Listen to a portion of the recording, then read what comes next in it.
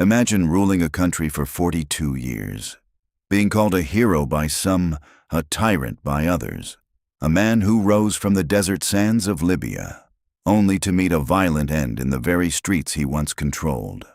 But the real question is, how did a poor desert boy become one of the most powerful and feared leaders in the world?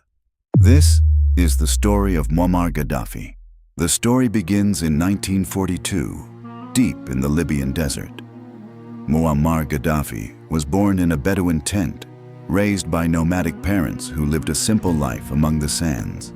But young Gaddafi was different. He was fascinated by politics, especially the revolutionary ideas spreading across the Arab world. He admired leaders who challenged powerful governments, and one day, he dreamed of doing the same. By the late 1960s, Libya was ruled by King Idris, a monarch many believed was weak and too close to Western powers. Meanwhile, Gaddafi had joined the Libyan military, but secretly, he was planning something far bigger. In 1969, while the king was out of the country for medical treatment, Gaddafi and a group of young officers launched a military coup. Tanks rolled through the streets, radio stations were taken over, and before the sun had even fully risen, the king was gone. At just 27 years old, Muammar Gaddafi had taken control of Libya. Gaddafi promised to transform Libya. He used the country's vast oil wealth to build roads, schools, and hospitals. To many Libyans, he was seen as a revolutionary hero. But outside Libya, his reputation was very different. He supported armed groups across the world and was accused of sponsoring international terrorism. Many powerful countries began to see him as a dangerous dictator. Tensions with the West grew stronger every year. Yet inside Libya, Gaddafi ruled with an iron grip. Opposition was crushed, critics disappeared, and for more than 4 decades, no one dared challenge his power. But in 2011, something changed.